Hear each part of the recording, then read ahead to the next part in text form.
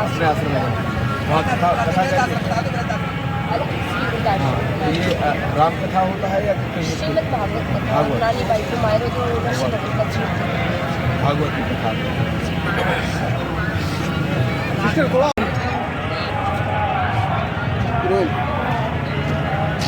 प्रयागराज महाकुंभ शुरू होते पूरी तरह से अध्यात्म में डूब चुका है। एक से एक आश्रम, एक से बढ़कर एक साधु संत और एक से एक मठ मंदिर यहाँ पर बनाए गए हैं। ऐसे में यहाँ पर इस बार साध्वी की संख्या कुछ ज़्यादा है और साध्वी पर भी बहुत सारी चर्चा हो रही है। लेकिन हैरान करने वाली बात है, हमारे साथ जो साध्वी जी हैं वह मूल रूप से साध्वी हैं और उनकी उम्र भी बहुत कम है और पढ़ी लिखी है। वो डबल BA हैं, वो PG हैं, उन्होंने काफ़ी अध्ययन किया है और वह गीता का पाठ भी करती है, यानी कि भागवत कथा भी कहती है। तो हम साध्वी जी का स्वागत करेंगे। साध्वी गोस्का गिरी जी हमारे साथ हैं। साध्वी जी, आपका रिपब्लिक भारत में स्वागत है।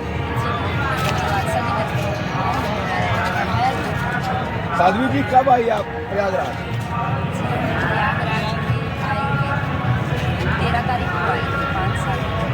5-7 दिन हो गया। 5-7 दिन में क्या कुछ इधर हो रहा है और आपने क्या कुछ इधर देखा और किया? हमारे जीवन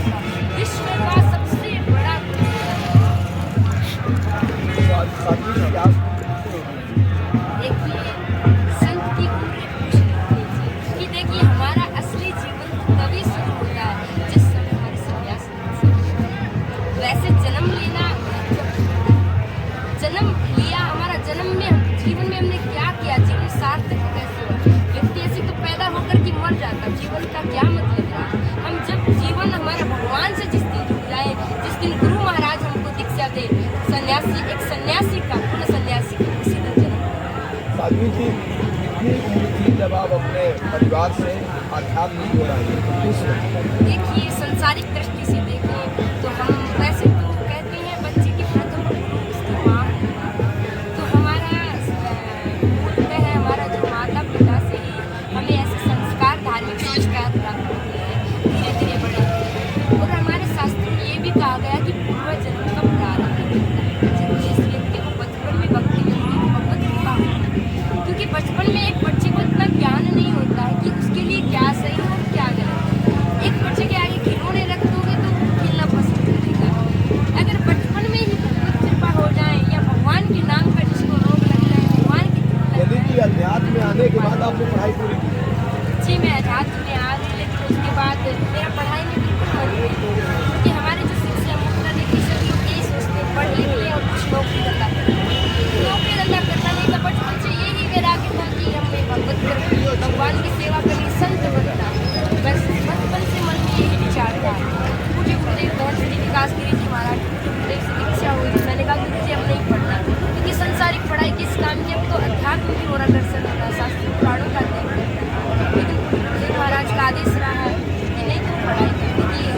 महाराज की कृपा से पढ़ाई में मैं हमेशा अव्वल रही। हाँ, साधु कहते हैं कि अध्यात्म जो राह होती है बहुत कठिन होती है, काटो भरा होता है और काफ़ी चुनौतीपूर्ण होता है।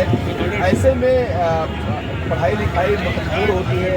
आपने साध्वी बनने के बाद पढ़ाई किया, क्योंकि इतना आप गीता का प्रवचन भी देती हैं और आप सुनाती हैं, तो ऐसे में शास्त्रों का अध्ययन करने के लिए पढ़ाई तो जरूरी होती है ना। देखिए, तो बात है आपकी अध्यात्म का पढ़ाई, अध्यात्म समझने के लिए हमें पढ़ाई की ठीक है, नॉर्मली हमको पढ़ना आ गया, हम पुराणों का देखते कक्षा वाली पढ़ाई का आवश्यकता नहीं है। आगे जो पढ़ाई उसकी ज़्यादा आवश्यकता नहीं है। लेकिन आजकल तार्किक लोग हैं, उनका ये विचार हो गया जो कुछ नहीं पढ़ कर सकता जीवन में, जो कुछ नहीं कर सकता वो आवा बनता है। इसी बात को हमारे गुरुदेव ने गलत साबित करवाने के लिए कि जो सब कुछ पढ़ करके भी हम संत बन सकते हैं। आप देखिए जुना अखाड़े में एक से बड़े डॉक्टर, इंजीनियर, बड़े संत हैं, और हम तो 12 साल में संत बनने के बाद भी पढ़ाई रही है, और इसके बाद भी गुरु कृपा से आप ये मानिए मैं हर क्लास से 10th, 12th में, कॉलेज में हर क्लास में मैं अव्वल रही हूँ। साध्वी जी, जितनी आपके जो भी जब से आप अध्यात्म में आई, हमें लग रहा है आपका ये पहला कुछ नहीं जी, मैंने इससे पहले कई कुछ करी। हाँ, प्रयागराज में तो पता होगा। नहीं, मैं 2019 के भी अच्छा, 19 में आई थी, तो बहुत कम उम्र में ये फिर वही उम्र वाली बात आ जाती है। हाँ, संत की मूर्ति तब आप बच्ची रही होंगी साध्वी में। हाँ, बाल साध्वी रही होंगी। जी, मैं बाल योगी नहीं समझती, क्योंकि 12 वर्ष की उम्र में भगवान धारण करना। तो साध्वी जी ये बताइए, परिवार में कौन है? परिवार वाले क्या कभी सफर करने की कोशिश करते हैं? देखिए, सबसे महत्वपूर्ण बात तो मैं कहना चाहूँगी कि एक संत को कभी भी उसके घर परिवार की याद नहीं करनी चाहिए, क्योंकि हम उनको याद करते नहीं। आपने जिक्र किया तो थोड़ा बहुत दिमाग में आएगा तो उससे पाप घर परिवार वाले हैं, माँ भी है, पिता शायद लग रहा है कि मैंने कुछ शायद आप कष्ट पहुँचाया, क्योंकि आपने आंखों से लग भी रहा है। नहीं। और वो लग रहा है कहीं आप याद ना कर रही हो, तो हमें क्षमा करिएगा। देखिए, हमारा कच्चा वैराग्य नहीं है कि आपने याद दिलाया हम रोक रहे नहीं। हमारे पिताश्री का देहांत हुआ तब भी हमारी आंखों में आंसू नहीं आए। हमारा वैराग्य पक्का है, क्योंकि हमारे गुरुदेव ने हमारे वैराग्य की परख करके 12 वर्ष में भगवान ले लिया, लेकिन तब भी संन्यास दीक्षा नहीं थी। जब हम 2021 में जाकर के हमारी संन्यास दीक्षा दी कि वैराग्य को जैसे हमें घड़ा लेते हैं, उसको ठोक बजा कर देखते हैं, ये घड़ा कच्चा है ना, घड़ा पक्का है, वैसे ही गुरुदेव वैराग्य की ठीक से पहचान करते हैं। क्योंकि एक संत के अंदर सबसे बड़ी चीज़ होती है त्याग। सबसे पहले हम घर परिवार का त्याग करते हैं। दूसरी चीज़, दुनिया में जो शान शौकत, हमारे कोई शौक नहीं होता एक संत का, खाने पीने किसी चीज़ का कोई शौक नहीं रहता। संत के जीवन में त्याग रहते हैं, तो गुरुदेव देखते हैं इसके जीवन में त्याग है कि नहीं, वैराग्य है कि नहीं। अगर त्याग, वैराग्य और भक्ति है तभी जाकर के हमारी संन्यास दीक्षा। साध्वी जी ये बताएं, प्रयागराज के बारे में क्या कहेंगे? प्रयागराज जी, प्रयागराज यहाँ की बड़ा अद्भुत लग रहा है, और ये अध्यात्म में सामाजिक एकता का महान पर्व है। यहाँ देखिए हमारे देश विदेश से करोड़ों भक्त, श्रद्धालु जन, संत महात्मा सबका एक संगम, त्रिवेणी के साथ साथ भक्तजनों का भी ये संगम। यहाँ पर देखिए हम सभी, ये कुंभ मेला हमारी सामाजिक एकता, हमारी सनातनियों की एकता का संदेश देता है। यहाँ पर गंगा मैया, तभी लग रहा है कि पूरे देश दुनिया से श्रद्धालु यहाँ पहुँच रहे हैं, और इस कदर श्रद्धालु पहुँच रहे हैं साध्वी जी कि तमाम मॉडल जो है वो साध्वी बन चुकी है, बहुत चर्चा में। क्या कहेंगे आप, क्योंकि ये कई खबरें आ चुकी हैं कि कुछ मॉडल भी जो है वो प्रभावित होकर साध्वी बन चुके हैं? क्षमा करिए, आप जिनकी बात कर रहे हैं वो मेरे ख्याल से साध्वी नहीं है, उन्होंने खुद भी बयान किया है भगवान। देखिए, मैं ये कहना चाहूँगी, ये भगवान कोई कलर नहीं, भले ही कोई कलर मानता है, ये भगवान, ये हमारे लिए सब कुछ है, ये हमारा जीवन है। भगवान परम पिता का रूप है, इसको पहनने रहना सबसे बड़ी परीक्षा। इसको हर कोई नहीं पहन सकता। इसको पहनने के बाद एक बार अगर भगवान चोला धारण कर लिया ना, उसके बाद उतारने की सकते। तो बड़े बड़े जो भी मॉडल आते हैं वो आते हैं, ये भगवान का देखिए उपहास, सबसे ये निवेदन, भगवान का उपहास। हाँ, हर व्यक्ति जीवन में अगर सुधरना चाहता है तो भगवान इसके सुधरने का मौका दे सकता है। गौतम बुद्ध भी तो सब राजपाट त्याग के संग होते हैं। अगर कोई मॉडल है वो सब कुछ फल त्याग करके संत बनता है तो हम उसके समर्थन में है, और अगर वो अच्छा साध्वी जी, पब्लिसिटी के लिए पहनता है तो हम उसका देखो। बिल्कुल, कोई किसी भी उम्र में बन सकता है, आध्यात्म में आ सकता है, कोई सीमा नहीं है। देखिए, संत बनने के लिए कोई उम्र की सीमा नहीं है। संत बनने के लिए ये है, जिस दिन हमारे अंदर त्याग वैराग्य आ गया, भगवान के प्रति भक्ति जागृत हो गई, उसी दिन से हमारा नया जन्म। नया जन्म। यहाँ साधु की लाखों की संख्या में नागा है, कहाँ रहते, किधर रहते, तो कुंभ में ही दिखाई देते हैं और एक से बढ़कर एक रूप दिखाई दे रहा है। देखिए, ये नागाओं की फौज श्री आदि गुरु शंकराचार्य जी महाराज ने तैयार की। और जब जब धर्म पर संकट आता है, तो नागाओं ने अपने प्राण भी उठाए। ये नागा हमारे सनातन धर्म की महान विभूतियाँ हैं।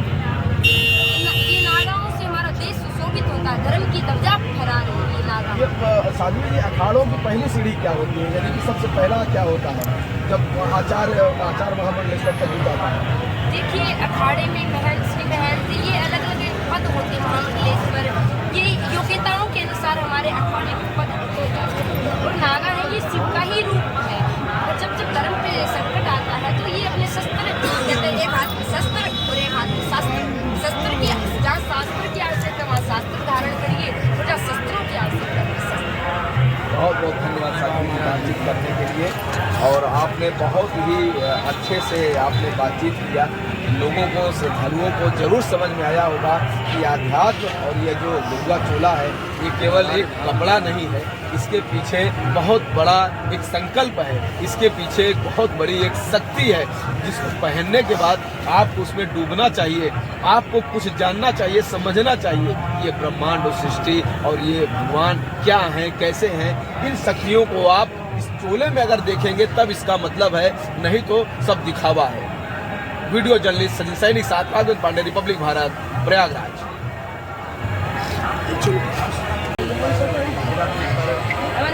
केवल रंग नहीं है, केवल रंग नहीं है, परम पिता परमात्मा की इच्छा है। इसको पहन के जीवित रहना सबसे बड़ी इच्छा है। संतों का भगवा रंग है, इसमें कठिनाई भी है, दुख भी है, तकलीफ भी है। ये तलवार जो होती है धार की तरह है, इसको पहन के उसकी मर्यादाओं का पालन करना और इसको संजोग के साथ रहना, समाज के अंदर सही दिशा दिखाना, सही रास्ता दिखाना, ये संतों का काम होता है। आज सनातन धर्म की कोई ध्वजा है संत महात्मा है। आज सनातन धर्म को जो दिशा दिखाने का काम करे संत महात्मा है। जैसे हमारे योगी जी हैं, योगी जी हमारे मुख्यमंत्री हैं। एक फकीर ही सच्चा सेवक हो सकता है मेरी नज़रों में। उसको कुछ नहीं चाहिए, यदि कुछ करेगा समाज के लिए तो परमार्थ के लिए करेगा, समाज की भलाई के लिए करेगा। आज योगी जी की जो व्यवस्था मतलब कुंभ मेले में की गई है, मैं उसकी बहुत सराहनीय करता हूँ, बहुत प्रशंसा करता हूँ। तो आपने देखा इतना बड़ा समागम, पूरे विश्व का सबसे बड़ा मेला, पूरे विश्व में इतना बड़ा, विश्व का सबसे बड़ा मेला, और सभी लोग, कोई तमिल की भाषा बोलता है, कोई हरियाणवी बोलता है, कोई बंगाली बोलता है, कोई बिहार की भाषा बोलता है, सभी अलग अलग प्रकार की भाषा बोलते हैं, परंतु हमारा सबका एक संबंध है, हम सब सनातनी हैं, हम सब एक हैं, एक है उससे एक है। मेरा यही संदेश है कुंभ मेले के माध्यम से, हम सबको सनातनी एक रहना है, उसी प्रकार की जाति व्यवस्था में नहीं बटना है, क्योंकि बहुत तरह के नेता लोग जाति व्यवस्था में बांटने का काम करते हैं, पिछड़ा है, दलित है, स्वर्ण है, हमें नहीं बचना। यहाँ सब एक, हम सब एक हैं, हम सब सनातनी हैं। और गंगा माँ की गोद में, हम माँ की गोद में कोई कुछ नहीं, कोई छोटा नहीं, कोई बड़ा नहीं, हम सब एक हैं। यही संदेश लेकर स्नान करें और एकता के साथ मजबूत रहें, सनातन धर्म का डंका पूरे विश्व में बजाएं। भारत माता की जय। विकास गिरी जी महाराज की जय हो। बनी रहे और माता कामाख्या मैया का प्रसाद मिल रहा है आपको। बड़े खुश, अरे बड़े आपका भाग्यशाली हैं। दर्शन करोगे सर्व का वार्ता सिद्ध है। खूब बेटा आगे बढ़ो, जैसे चुनरी चमक रहा है वैसे जीवन भर चमकते रहो। और कुछ बोलते हुए हाँ भाई कृपा करे और खूब ये आगे बढ़े, खूब तरक्की करे और बहुत बढ़िया कथाकार हो, बहुत सामाजिक आदमी। हमारा आशीर्वाद जो है इसके साथ में है। जय हो। और यहाँ नहीं, एक स्मृति रह जाएगी हमले हमारे गुरु भाई आप ही आ रहे अब मैं पहले खींच दूँ ना। आप जाओ, मैं इसी में कर दे रहा हूँ, इससे ले लेना आप इधर देखना भैया। हाँ नारायण गिरी के ऊपर लेट मत जाना।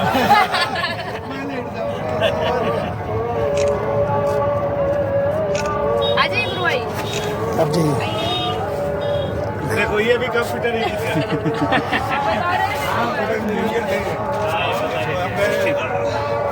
हमारी नौकरी पूरी छोड़ा, हमने कहा क्या यार नौकरी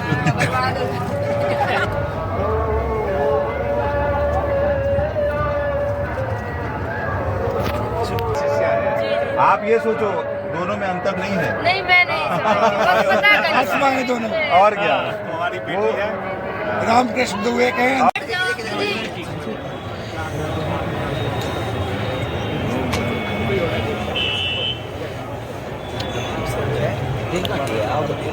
रहो, आनंद में रहो।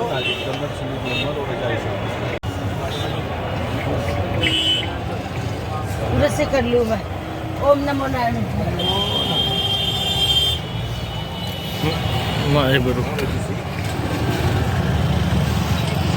आपका आशीर्वाद से पाप